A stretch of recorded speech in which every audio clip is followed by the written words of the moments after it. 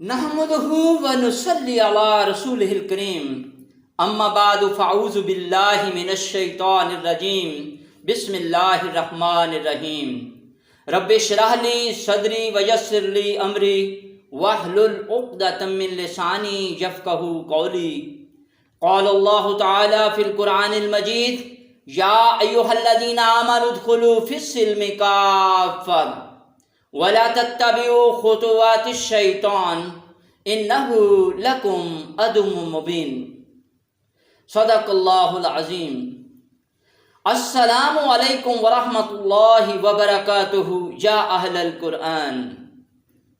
خالق کائنات و رب الارض والسماوات اللہ وحدہ لا شریک نے تخلیق انسان کے ساتھ ہی اس کو اس کے ابدی دشمن شیطان سے بچ بچ کر جینے کی خصوصی وارننگ تنبیہ فرمائی تھی، اور پھر جس کو اس نے ہر دور میں اس تنبیہ اس وارننگ کا اعادہ بھی فرمایا تھا، جیسا کہ یا ایھا الذین آمنوا ادخلوا فی السلم کافۃ ولا تتبعوا خطوات الشیطان انہ لکم عدو مبین۔ اے ایمان والو، اسلام میں پورے کے پورے داخل ہو جاؤ اور شیطان کے نقش قدم پر مت چلو، بے شک وہ تمہارا کھلا دشمن ہے۔ یہ تنبیہ، یہ وارننگ اس وارننگ بک، گائیڈ بک، رہنما کتاب کا ایک مرکزی خیال ہے جو حضرت انسان کے لیے ایک مکمل ترین حصار، مضبوط قلعہ، ذرہ بختر اور باڈی گارڈ کا کام سر انجام دینے کے لیے اتاری گئی ہے، جس میں خالق جن و بشر نے ایسی ایک خاص تاثیر سمو رکھی ہے جو نہ صرف انسان کی تمام ضروریات کے اہتمام کا بہترین بندوبست کرتی ہے، بلکہ انسان کو جینے کا ایسا ڈھنگ سکھا دیتی ہے کہ وہ بڑے سے بڑے خطرات کے پہاڑوں کو بھی بآسانی عبور کر لیتا ہے۔ یہ دنیا کا وہ واحد کلام ہے جو اپنے اندر ایسی قوت رکھتا ہے جس میں انسان کے لیے بہترین رزق، عزت، غلبہ و سلطانی کی ضمانت چھپی ہوئی ہے۔ یہ کبھی ہو ہی نہیں سکتا کہ جس کے سینے میں یہ کلام اپنی مکمل تاثیر کے ساتھ اتر جائے وہ کبھی کسی کا محکوم بن سکے، وہ کبھی پستیوں اور ذلتوں میں گھرا رہ جائے، وہ کبھی کسی بڑے سے بڑے دشمن سے خوفزدہ ہو جائے، بلکہ یہ کلام تو پستیوں اور ذلتوں میں گھرے ہوئے انسانوں کو تاریکیوں سے نکال کر اجالوں کی طرف لے جاتی ہے اور اسے بلند ترین مقام تک پہنچا دیتی ہے۔ جس کسی نے بھی قوت قرآن سے شناسائی پیدا کی ہے، 100% یقینی بات ہے کہ رزق، عزت، بلندی، غلبہ و سلطانی اس کا مقدر بن کر ہی رہی ہے۔ مگر حیرت اور افسوس اے مسلم کہ قرآن کے ہوتے ہوئے تو اس قدر محکوم، بے بس اور بے کس ہو چکا ہے۔ کاش کہ تو قوت قرآن کو سمجھنا سیکھ لیتا، کاش کہ تو تاثیر قرآن سے اپنی روح کو سیراب کر لیتا، کاش کہ تو قرآن کی روح سے شناسائی پیدا کر لیتا۔ فقط اقرار باللسان کرنا ہی تو نے کافی سمجھا، تصدیق بالقلب نہ کرنا سیکھا۔ خرد نے کہہ بھی دیا لا الہ تو کیا حاصل، دل و نگاہ مسلمان نہیں تو کچھ بھی نہیں۔ خالق کائنات نے تجھے اپنے تحفظ اور حکومت کے لیے تجھ کو توپ، ٹینک، میزائل اور ایٹم بم سے بھی زیادہ طاقتور ہتھیار دیا، اور ساتھ ساتھ تیری روح کو فرحت و اطمینان بخشنے کے لیے تجھے قرآن عطا کیا، مگر پھر کیا ہوا کہ تو وَلَا تَتَّبِعُوا خُطُوَاتِ الشَّیطان پہ تو عمل پیرا نہ ہو سکا اور شیطان کی راہوں پر چل پڑا۔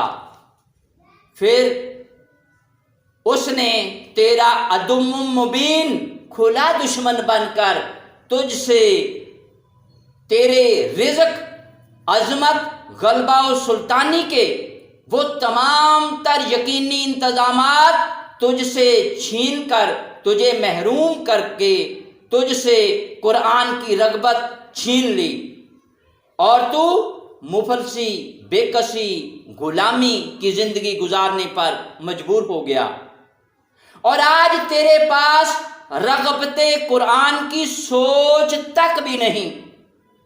تو پھر کیسے ممکن تھا کہ تو محفوظ رہتا اور تو غالب اور سلطان زماں بنا ہی رہتا؟ یاد رکھ، قدرت کبھی اپنے قوانین کو نہیں بدلا کرتی۔ لا تبدیل لکلمات اللہ۔ پھر تیری عظمت، سلطانی، سکون اور اطمینان کا حق چھن جانا تو لازم ہو چکا تھا، تیرے ساتھ تو ایسا ہونا ہی تھا۔ ذرا سوچ کہ اس کلام کی تاثیر کو جنہوں نے اپنے سینوں میں پوری طرح سے جذب کیا تھا، وہ تو سانپ اور بچھو کے کانٹے کا علاج بھی فقط سورہ فاتحہ پڑھ کر لیا کرتے تھے۔ وہ تو دریاؤں اور ہواؤں کے رخ بھی بدل دیا کرتے تھے۔ وہ بے سر و سامانی اور ٹوٹی ہوئی تلواروں کے ساتھ بھی بڑے بڑے شاہ زوروں پر لرزہ طاری کر دیا کرتے تھے۔ کہاں گئی وہ تیری جرت؟ کہاں گئی وہ تیری عظمت؟ کہاں ہے وہ تیری ہیبت؟ کہاں گیا وہ مسلمان؟ مہرباں تھا جس پہ وہ رحماں۔ وہ مرد مجاہد نظر آتا نہیں مجھ کو، ہو جس کی رو پے میں فقط مستی کردار۔ یا اہل القرآن، ہم انتہائی نازک دور سے گزر رہے ہیں۔ سال ہر سال میں ہونے والی تبدیلیاں اب دنوں میں وقوع پذیر ہو رہی ہیں۔ ایک غائبانہ قوت کرۂ ارض کو بڑی تیزی سے تبدیل کر رہی ہے۔ دنیا بدل رہی ہے۔ آئیں اس تبدیلی کو سمجھیں تاکہ ہمارا صدیوں سے کھویا ہوا وقار، عزت، عظمت، ہیبت حق پھر سے لوٹ آئے۔ اس نازک ترین دور میں ہماری بقا صرف اور صرف قرآن سے وابستہ ہو چکی ہے۔ تو آئیں قرآن کی طرف لوٹ آئیں اور قرآن میں اپنا آپ گم کر دیں۔ آئیں آج کے لیکچر کا آغاز کرتے ہیں۔ تو آئیے اب ڈائریکٹ اردو الفاظ سے قرآن سمجھنے کے لیے ضروری ہے کہ ہم اردو الفاظ سے عربی الفاظ بنانا سیکھیں، اور پھر الفاظ بنانا ہی کافی نہیں ہے، ان الفاظ کو جوڑنے کے لیے ہمیں عربی قواعد کا جاننا بھی ہمارے لیے بہت ضروری ہے۔ تو آئیے آج کے ہم اس اپنے کورس کے سلیبس کو تھوڑا سا واضح کر لیتے ہیں کہ ہمارا سلیبس کیا ہوگا۔ فہم قرآن کورس، قرآن کے مکمل فہم کے لیے فہم قرآن کورس 2 حصوں پر مشتمل ہوگا۔ ڈائریکٹ اردو الفاظ سے قرآنی عربی الفاظ بنانا سیکھ کر ہم مکمل قرآن سمجھنے کے لیے 2 بنیادی چیزوں کا علم ضرور حاصل کریں گے۔ وہ کون کون سی؟ ایک تو جیسے میں نے پہلے کہہ دیا کہ اردو الفاظ سے عربی الفاظ بنانا، اور پھر اس کو الفاظ بنانا ہی کافی نہیں ہے، الفاظ بنانے کے بعد آیات قرآنی کو سمجھنے کے لیے ہمیں ضروری ہے کہ ان الفاظ کو جوڑ کر آیات قرآنی سمجھیں، یعنی جملہ بنانا سیکھیں۔ عربی آیات کے مفہوم کو جاننے کے لیے عربی قواعد کا سیکھنا یہ ضروری ہے۔ تو ہم اس کورس میں عربی قواعد وہ بھی سیکھیں گے، اور دوسرا حصہ ہمارا ہوگا قرآنی اردو لغت، یعنی کہ वोकेबलरी, वो भी हम कुरान की वोकेबलरी, वो भी उर्दू अल्फाज की मदद से ही हम बग़ैर किसी रट्टे के, बग़ैर किसी मुश्किल के आसानी से सीखेंगे। तो पहले हिस्से में अरबी कवायद हम सीखेंगे। अरबी कवायद कोर्स के इस हिस्से में हम अक्सर उर्दू अल्फाज से मुतल्लक़ अरबी अल्फाज बनाकर अरबी जुमला यानी अरेबिक सेंटेंस बनाने के लिए ख़ास अरबी कवायद सीखेंगे। यानी हमें उतने कवायद सीखेंगे जिससे हम आसानी से कुरानी आयात को समझ सकें और अरबी जुमला बना सकें। और ये काम हमारे पार्ट 1 में होगा, जो कि कोर्स का पार्ट 1 कहलाएगा। यानी पार्ट 1 में हम अरबी कवायद सीखेंगे, ज़रूरी अरबी कवायद, उतने अरबी कवायद जो कुरान के समझने के लिए ज़रूरी हैं और जिससे हम अरबी जुमला बनाना सीख लें। तो दूसरे हिस्से में कुरानी उर्दू लुगत यानी वोकेबलरी, अरबी वोकेबलरी, वो भी कुरानी उर्दू यानी कुरानी उर्दू का मतलब उर्दू अल्फाज से कुरानी अल्फाज बनाकर, जो कि हम पहले वाज़े कर चुके हैं लेक्चर नंबर 1 में कि 94% कुरान के अल्फाज उर्दू से अटैच हैं। तो हम वो 94% अल्फाज इस तरह से पूरे कर लेंगे। जो बकिया 6% है वो हम इसी कोर्स के दौरान वो भी पूरा कर लेंगे। तो इस तरह से हम इस काबिल हो जाएंगे कि ना हम सिर्फ कवायद तक महदूद रहें, कवायद कुरान तक महदूद रहें, बल्कि हम कुरान के अल्फाजों का जो इहाता है वो भी करना सीख लें। तो वो भी उर्दू अल्फाज की मदद से ही इंशाल्लाह करेंगे। तो पार्ट 2 में वोकेबलरी, हम अरबी वोकेबलरी वो जानेंगे। तो आइए पार्ट 1 का आगाज़ करते हैं। पार्ट 1 में जैसा कि मैंने अर्ज़ किया है कि कुरानी कवायद, मुख्तसर कुरानी कवायद वो हम सीखेंगे।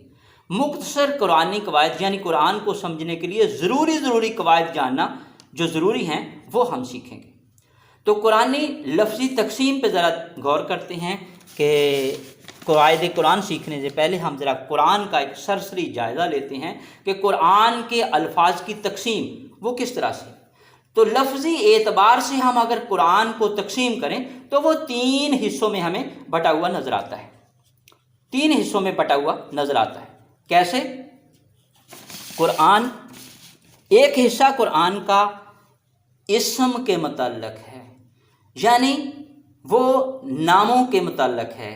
किसी शख्स का नाम हो सकता है, किसी जानवर का नाम हो सकता है, किसी शख्स जानवर की खूबी खामी हो सकता है। तो जो उसमा के मुतल्लक़ जो एक हिस्सा है। दूसरा हिस्सा कुरान का तकसीम है फ़ेल में, यानी फ़ेल क्या है? किसी काम का करना होना, ज़माने के साथ अगर अटैच हो जाए, किसी काम का ज़माने के साथ अटैचमेंट, वो फ़ेल कहलाती है।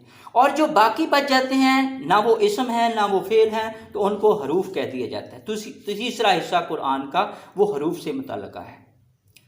तो हम कुरान को 3 हिस्सों में मुनक़सिम करेंगे और इसम, फ़ेल और हरफ इसको हम समझेंगे कि ये क्या है।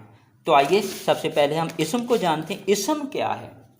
इसम जिसे अंग्रेज़ी में नाउन कहते हैं, किसी शख्स, जानवर, चीज़, जगह, उसका नाम या फिर किसी काम का नाम, वो भी अरबी में उसको भी इसम कहा जाता है। और फिर या शख्स, जानवर, चीज़ या जगह की किसी खूबी या खामी, यानी उसको हम सिफ्त कह देंगे। तो इसम क्या है?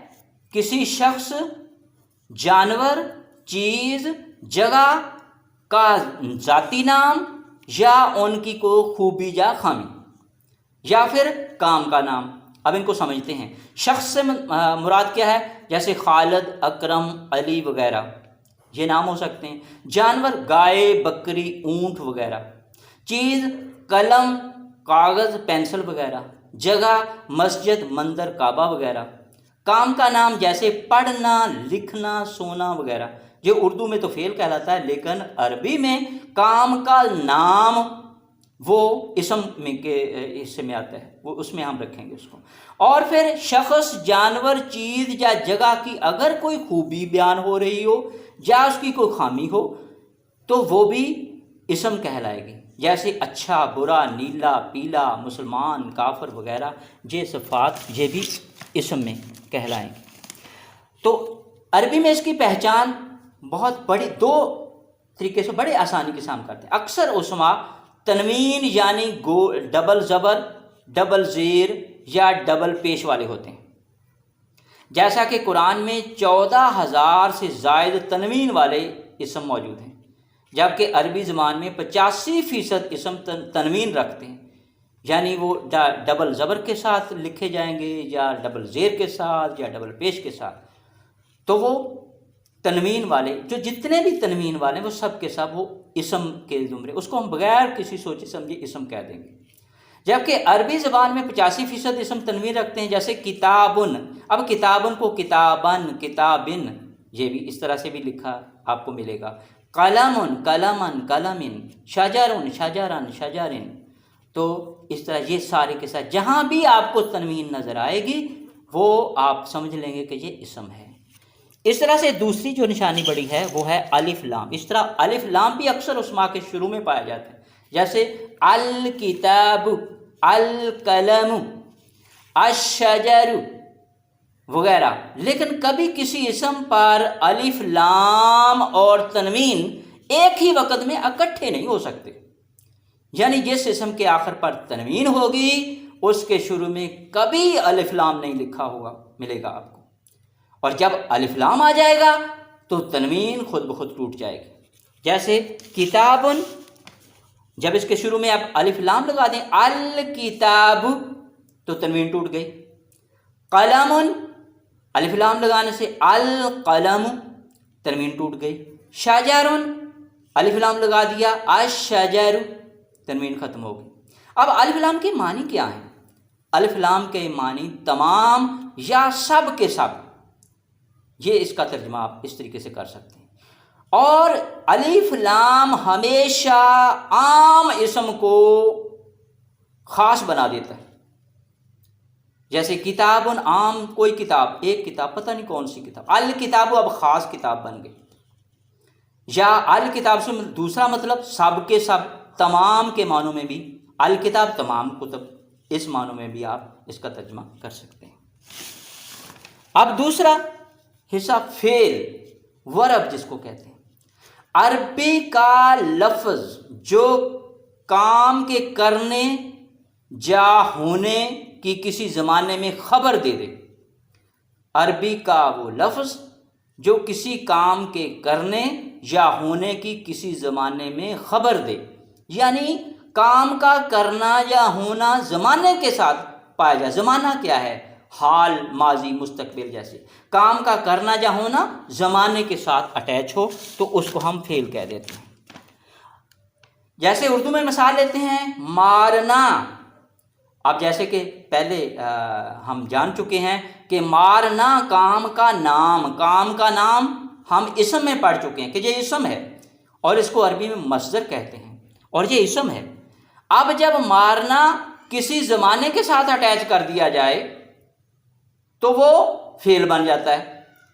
جیسے مارنا اگر مارا کہا جائے، اس نے مارا، تو کس زمانے میں مارا؟ ماضی میں مارا.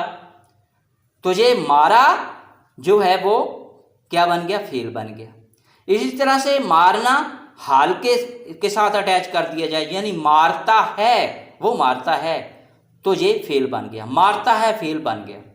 اسی طرح سے مارنا مستقبل کے ساتھ اٹیچ ہو جائے، مارے گا، تو یہ فعل بن گیا.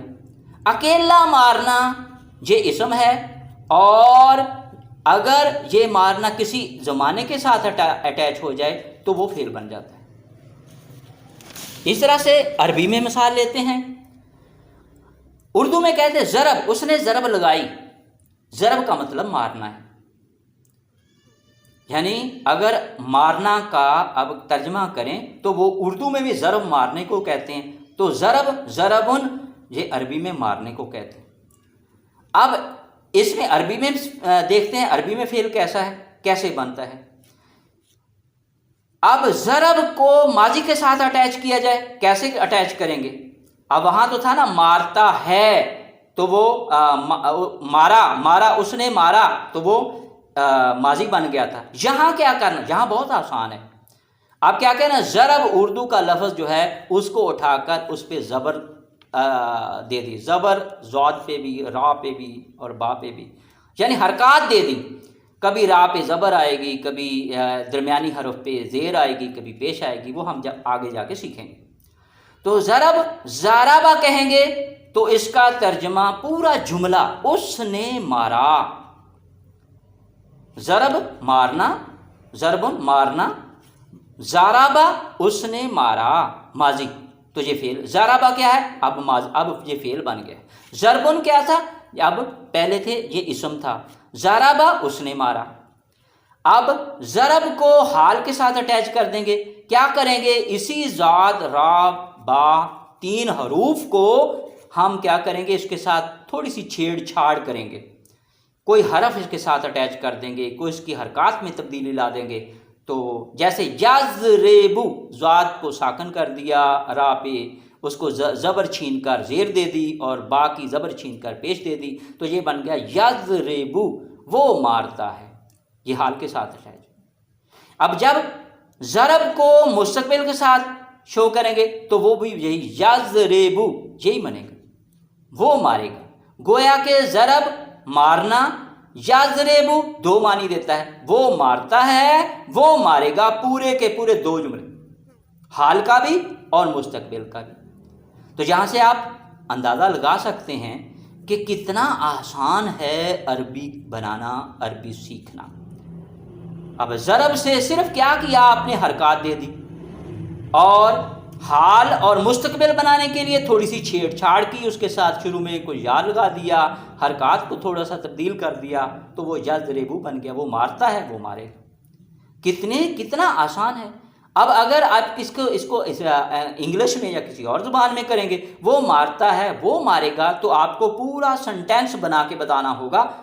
تو پھر اس کا آپ ترجمہ پورے کا پورا سنٹینس، تو پورے سنٹینس کی جگہ عربی میں صرف ایک ہی لفظ دے رہا ہے. تو میں نہیں سمجھتا کہ اس طرح کی آسانیاں کسی اور زبان میں ہوں گی.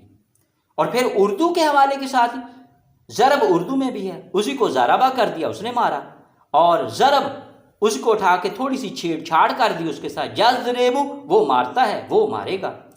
تو وہ مارتا ہے، وہ مارے گا، دونوں اس کے معنی، اس میں 2 جملے، دونوں کے معنی، یعنی حال کا بھی مطلب اس میں ہے اور مستقبل کا بھی ہے.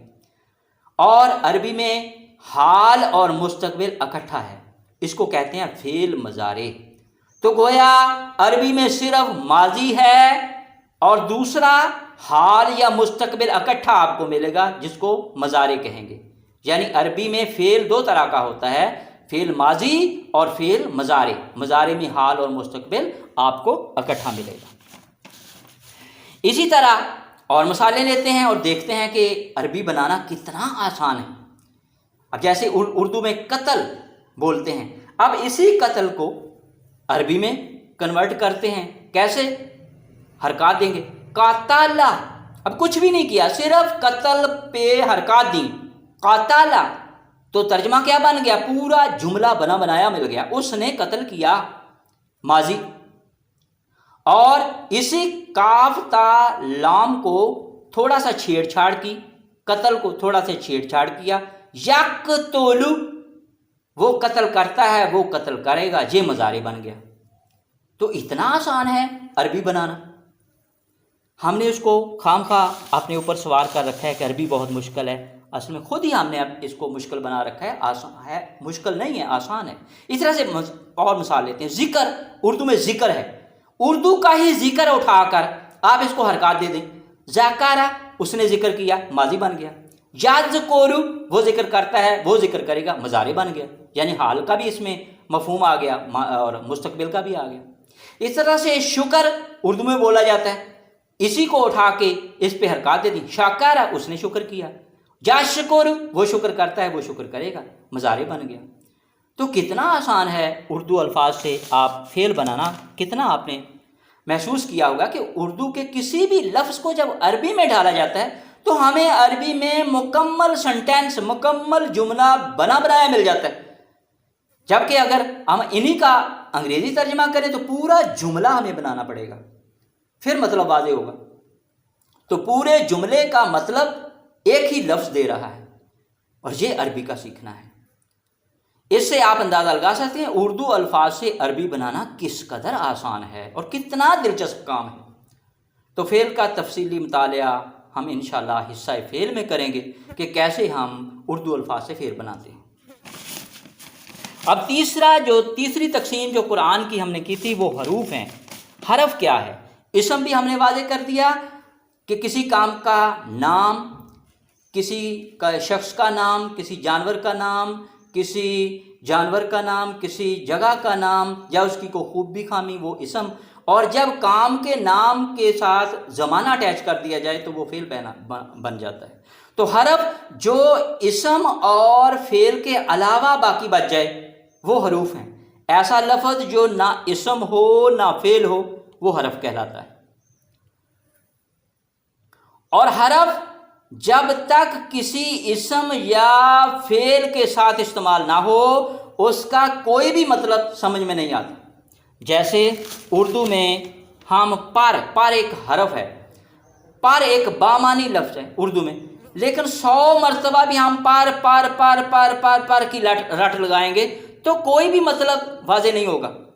لیکن اگر ایک ہی بار کہہ دیں گے کہ کرسی پر تو بات واضح ہو جائے گی کہ ہاں کوئی فلاں چیز ہے جس کا تذکرہ ہو رہا ہے وہ کرسی پر ہے۔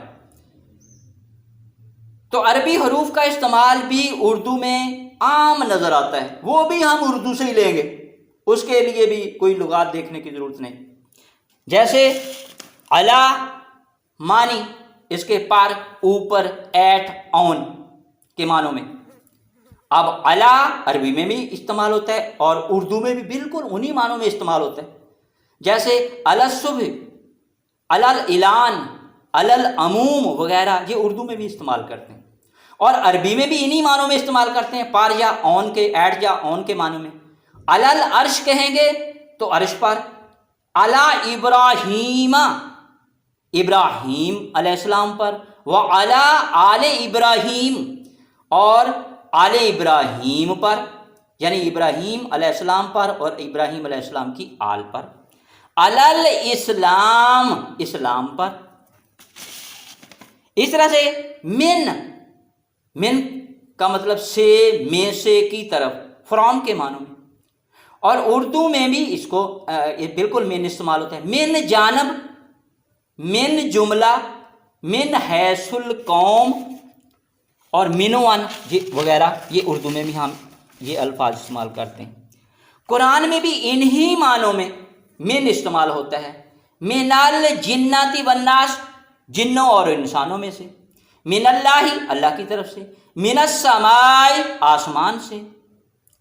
اس طرح سے فی، اس کا مطلب میں، ان کے معنوں میں استعمال ہوتا ہے، اور یہ فی بھی اردو میں عام آپ کو نظر آتا ہے۔ فی الحال، حال میں۔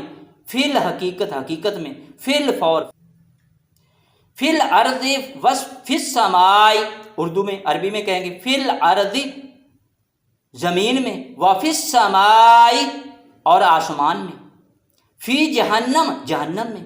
تو انہی معنوں میں عربی میں بھی استعمال ہو رہا ہے اور اردو میں بھی استعمال ہو رہا ہے۔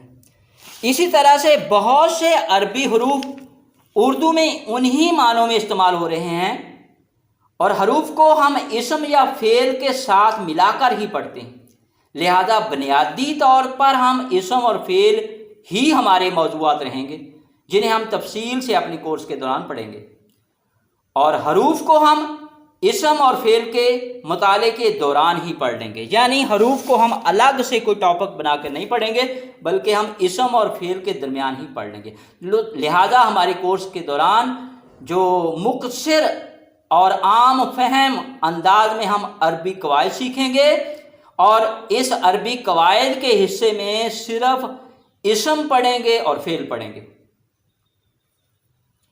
اور جو کورس کا دوسرا حصہ ہے، قرآن کو گہرائی میں جا کر، یعنی ووکیبلری بھی اس کی سیکھنی ضروری ہے، تو گہرائی میں جا کر سمجھنے کے لیے اردو عربی مادہ جات، یعنی وہ قرآنی مادہ جات جن کا تعلق اردو سے براہ راست ہے اور جن کی تعداد تقریباً 1200 یعنی 1197 مادہ جات، جن کی تفصیل جو ہے وہ پہلے لیکچر میں بیان کر چکا ہوں، آپ وہ لیکچر لازمی دیکھیے گا۔ اور اس سے آپ کو اندازہ ہو جائے گا کہ اعداد و شمار قرآن کے کس طرح سے ہیں. اردو کے ساتھ الفاظ کا جو ریشو نکالا ہوا ہے، کتنے الفاظ ہیں اور ان کا 94% کس طرح سے بنتا ہے جو اردو کے ساتھ جن کی اٹیچمنٹ ہے. تو اس طرح سے ہم قرآن کے 94% الفاظ اردو میں عام رائج ہیں، اور اس سے ہم کیا کریں گے؟ ڈائریکٹ اردو الفاظ بنا کر قرآن سمجھیں گے. اور دوسرے حصے میں یعنی پارٹ 2 میں ہم کیا کریں گے؟ مادہ اردو الفاظ سے مادہ لیں گے، اردو اور عربی کے الفاظ جو دونوں زبانوں میں مشترک ہیں ان سے مادہ لے کر قرآن سمجھیں گے، اور عربی لکھنے اور بولنے پہ بھی ہم توجہ دیں گے. اور اس طریقہ کار سے کیونکہ اردو کی اٹیچمنٹ ہو جائے گی، عربی الفاظ کی اردو اٹیچمنٹ سے عربی کے الفاظ یاد رکھنا بڑا آسان ہو جائیں گے، رٹا نہیں لگانا پڑے گا اور کوئی خاص محنت بھی نہیں کرنی پڑے گی. تو صرف 1200 اردو مادہ جات سے قرآن کو ہم گہرائی میں سمجھنا سیکھ لیں گے.